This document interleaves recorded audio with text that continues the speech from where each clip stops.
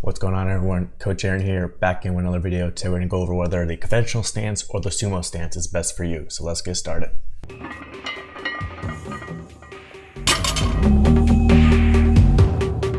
Alright everyone, welcome back to the channel. Welcome back to another video. Thanks for tuning in.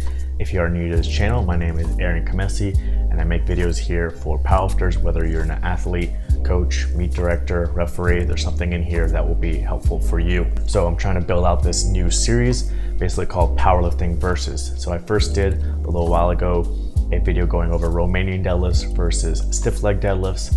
And then recently I put out a video going over online coaching versus in-person coaching. So I said, let me develop this a little bit more and do a series where I'm comparing these two things so you can figure out what's right for you. So today we're going to go over whether you should be using a conventional stance or a sumo stance for your deadlift.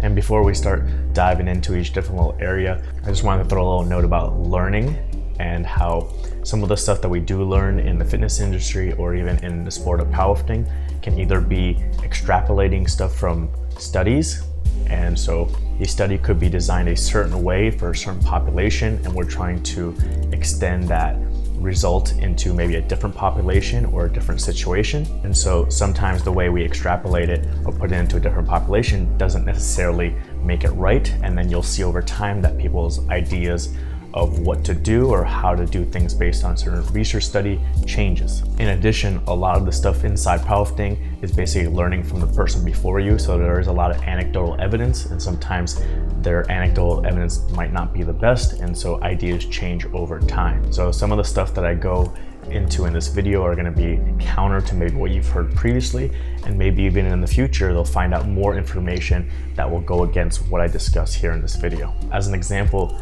a lot of people say that, okay, the lighter lifters and female lifters tend to be more sumo pullers, and then the heavier lifters or the biggest pulls of all time tend to be conventional. And that could be due to a number of things. For example, equip lifting was much bigger before. Raw lifting was basically non-existent or very small. And in equip lifting, you're going to be able to get down into position more easily with a sumo stance. And oftentimes you're going to get more out of the suit with a sumo stance. So you may have a lot of people that were specifically going towards sumo to get more out of the suit for equip lifting. And then also when raw lifting started getting bigger, some of those equip lifters may have came over to raw lifting and they just kept their sumo stance, because as we'll discuss later, what you've been practicing and what you're familiar with oftentimes feels the best and what you're strongest at. On the flip side, for some of the heavier weight classes, maybe they came from another sport, maybe they came from strongman, and so in strongman you're only doing conventional, and so when they come over to powerlifting they just do conventional because that's what feels most comfortable to them. Also, it may be that the heaviest pulls happen to also be the biggest guys in those super heavyweights, and those biggest guys are going to have more trouble getting into a sumo stance and having the flexibility and everything to get their feet all the way out to the end and really maximize the sumo. So instead of trying some kind of like moderate sumo, they would just stick with conventional because that was the easiest for how they were built. Just because that is the current trend or what works for 50, 60, or 70% of people in the lower half of weight classes, or for female lifters versus male lifters, doesn't necessarily mean that it is right for you. What's right for you could depend on your bone structure, your muscle distribution, your past experiences, and your past injuries. So let's first go over bone structure, and the place where it is most important is in the hip. So depending on that ball and socket joint of your hip and how the femur sits inside the hip, and the narrowness or deepness of the hip can affect whether you can get out into that sumo stance or whether you don't feel as comfortable in the conventional stance. So if you were to take someone who's brand new to lifting weights, like let's say you're taking a youth lifter who's never lifted weights before, ideally what you'd want to do is do some kind of x-ray or some kind of test to see how their hip is structured, and then figure out whether they fall into a normal range, or maybe they fall into a range that benefits a conventional stance or falls into a range that benefits a sumo stance. Then you'd have that time to develop that stance that is most efficient for them. And then since they're brand new to lifting and they're a youth lifter or a teenager and they don't have the other factors which we'll discuss as far as the muscle distribution or the injuries or any kind of experience, then the big determining factor would be, okay, you take their hip structure, you put them to where they're most efficient, and then you develop them over time, and that is what's best for them. But for most of us, we don't fall into that category. We have been training one stance or the other probably more often. We do have some kind of injuries, whether it's the knee, the hip, the back, and we have a muscular distribution where we might have the quads that are stronger or back is stronger or something like that, that will affect this. So let's start breaking down each of those points and figure out where you fall in that. Okay, so as far as muscular structure or muscular strength, a lot of people think that the conventional deadlift has more hip extension than the sumo deadlift, but the research and the 3D analysis doesn't necessarily show this.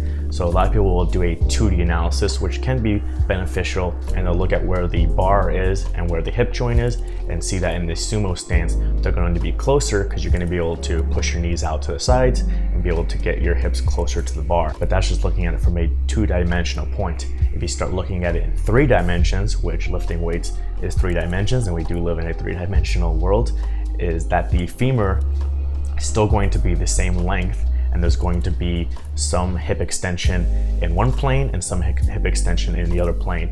And then when you look at it that way compared to the conventional, the hip extension is about the same. Same thing when they do studies and they look at muscle activation and EMG readings, they'll see that basically the same when it comes to the glutes. So you might be asking, well, then what are the muscular differences between the two stances? And in general, what they found through the 3D analysis and then the EMG readings to see the muscular activation is that the sumo deadlift is going to use some more quads, and then the conventional deadlift is going to use more spinal erectors. So if you are a brand new lifter and you don't have experience with either stance and you go and try and do a heavy weight or max out on the stances, then you may be stronger in one if you are stronger in those muscles. So for example, if you have stronger quads, then you may be stronger in the sumo stance to start off. And if you're stronger in the spinal erectors, then you may be stronger in the conventional stance to start off. So then you can use that and say, okay, I'm already strong in the quads, my sumo is already stronger than my conventional deadlift, then let me focus more on the sumo deadlift and continue to build that up as my main stance. All right, next section we're gonna go into is past experiences. So you may not be a brand new lifter, you may have tried one of the stances more than the other one. And so there's something to be said about if you practice that exercise or that lift more, because it is a skill, you're going to be better at that skill. So it's going to feel more comfortable. The movement pattern is going to feel more natural. You've already kind of greased that groove. You may actually be stronger in those muscles because you've been training them more, and it's going to feel better. Oftentimes, people feel more comfortable in a conventional stance because they just came from general lifting, and oftentimes you are taught the conventional stance, hence the term conventional. And so you just feel good setting up in a conventional stance. You know what your starting position is, you know how the muscles feel, you are stronger in that movement. And then going over and trying out sumo the first time, everything feels weird. You don't know how to push your knees out, you don't know how wide to suck your feet, you don't know the movement pattern of locking out the joints. And so you may try it one time, not like it, and kind of just give up on it and stick to what you know. Now, if that's what you want to do and you're already at a high level and you don't want to make some kind of big change that will set you back 1 or 2 years, then stick with what you've been practicing, what you're already skillful at, and continue to build it. But if you are a beginner, intermediate lifter, and you kind of only put a little bit of time into training that movement, and you feel like there's potential for the other one to be stronger in the long term, then you may want to put maybe 3 to 6 months developing that other stance and seeing whether it can catch up and pass the one that you've been practicing the most often. And like I said, the more you practice that other stance, you're gonna build that skill and it's gonna feel more comfortable. So don't just use that one bad experience the first time trying it out to not try it out ever. All right, next point is past injuries or even current injuries. But we as humans do get injured sometimes outside of lifting and inside of lifting, and that can affect the way that we're able to train, the positions we can get in, and the risk of re-injuring that area could be higher than injuring a new area. So for example, if you've had back problems, you had a herniated disc or something like that, and sometimes you do still get back pain on a yearly basis, then maybe the conventional stance is not good for you, because the conventional stance is going to put more stress on that back, put more stress on those spinal erectors. And if you're having a bad day or you're trying to push too much volume and you're fatiguing, then it can lead to more rounding and it could lead to re-injuring that area. And then the same thing with sumo. Maybe you have issues with your hips, maybe you've torn a labrum, maybe you've torn a groin or something like that, and that place is weak, and then trying to put in more and more volume in that sumo stance will stress it too much and maybe cause a re-injury or just constant pain in that area. So in that case, then you may want to make the switch to conventional stance, which will take some of that stress off of that injured area and then move it towards maybe somewhere you're stronger at, like the lower back and the spinal erectors. All right, so now let's say you've taken in all these factors for you specifically. You figured out which one you practice more, you figure out your injuries, you figure out what muscles you're stronger at or potentially stronger at, and you want to test out both a little bit and see the actual numbers, the actual results, to see if it matches what you figured out on paper with these points. So one thing that you can do is you can track your acceleration or your velocity through the range of motion and see how slow you are in each one and whether there's a big low point or low range of motion in one over the other that's going to hold you back. Since what causes a failure is basically that weakest link, whatever area you're weakest in. If you're not strong enough to get past through that weak area on a particular weight, then you're gonna fail the lift. It doesn't matter how strong you are above that. One way you can do that is with this device right here called OPENBARBELL, and the latest one is called Rep1, and all it is a string that you put on the bar, and then the string will be able to track the distance the bar moved and the time it took to move it that distance. So then you can see these data points and see what your velocity is for the movement, and then how that velocity changes through the range of motion. See if it's pretty consistent as far as your acceleration through the entire range of motion, or your velocity through the entire range of motion, or if there are sections that are very low followed by sections that are very high. Other things that you can test with this if you want is you can look at your range of motion between the conventional deadlift and the sumo deadlift.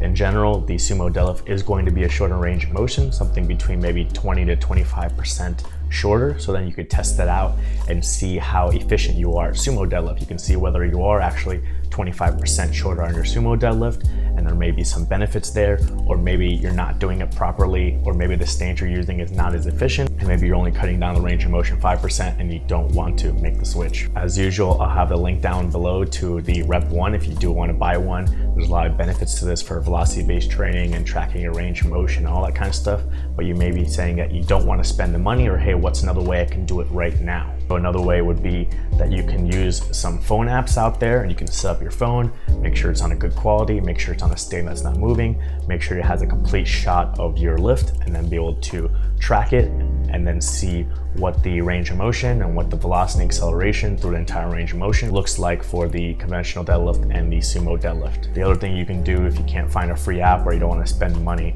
on the paid apps is that you can video it, bring it over to your computer, and use this free app called Tracker, which I've made a video on before.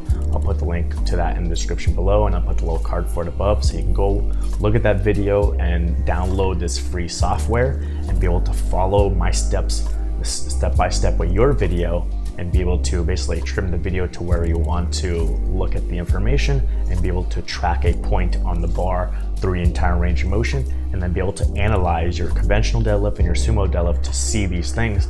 Like I said, range of motion, and then your acceleration through the entire range of motion, and see whether you have these weak spots that may cause a failure and may cause that lift to be weaker than the other one. And if you really want to get into this and really analyze yourself and your bone structure and all that stuff like that, you can look into this video. I'll put the link in the description below from Squat University, where you can test at home whether you have anti-version or retro version in your hip, and see basically a little into how your hip is structured. And if you are someone that has anti-version, then it could also lead to a more narrow squat with the toes pointed forward, and it could lead into you like to do a conventional stance. Versus if you're someone who has retroversion, then that could lead into you like doing a wider squat with the toes out more, and that can also lead into maybe you like the sumo stance as well, because it's very similar as far as having the wider stance and the toes out. And then if you happen to be normal, you don't go into one extreme or the other, then that just means you have a more normal hip structure and you could do either one. All right, and then the last bit of little extra content I'll give you here is how do you program it if you are someone who's a conventional deadlifter and you want to try out sumo, or you're someone who's a sumo deadlifter and you want to try out conventional. Should you just dump one stance and go completely into the other stance, or how do you do it? The simple answer is do both at the same time. So what you can do is you can do a day where you're doing your conventional deadlift and a day where you're doing sumo deadlift, and then being able to see how they both track over weeks and months. In general, the stance that you don't practice as much is going to feel weird, like I've already said, and it's going to possibly be weaker. So you may want to do that as like a higher volume day where you're doing higher reps and lower intensity, focusing on your setup, focusing on your technique, and building volume to build up those muscles and that movement pattern to have it catch up to your other stance and possibly pass it. Then with your regular stance that you feel comfortable with and strong with, you can do that more as a intensity day. So you're doing less reps, higher intensity, so you can maintain your strength and your skill in that, but you're not causing too much muscular fatigue, and you're allowing for a little bit of recovery so you can get back to that volume day with the stance that you're trying to test out and build up. And then just spend some time. Don't give up after a week or two. Give it 8, 12, 16 weeks. See how things feel, see if things are improving. Do your hips hurt? Does your back hurt? Does it feel stronger? Once it feels stronger, then you can also switch the days. So now you can take the stance that you've been testing out and put that into the intensity day so you can work with heavier weights and see how it does with heavier weights compared to the lower intensity, higher volume work. Then you can bring your previous stance into your volume day and maybe even bring down the volume a little bit so that, again, it's not hindering your recovery for the stance that you're testing out. All right, so hopefully that helps you out. If you have any questions about conventional or sumo stance, about the tracker app, about Rep 1, about these articles and videos that I'm referencing, check the links in the description below. And then if you have any additional questions, then you can always comment down below and I will have a discussion with you and answer whatever questions that you have. All right, and if you would like to see me talk about any other things in this powerlifting versus series, let me know which 2 things you want me to compare, and I'll add it to my list and build a video out and discuss my thoughts on those 2 things as far as the pros and cons for each one. And as always, please make sure to do all that YouTube stuff. Like the video, share it with a friend who you think is thinking about switching from conventional sumo or sumo to conventional. Subscribe to the channel so you can see more videos like this. Hope you're having a good day, and I'll see you next time.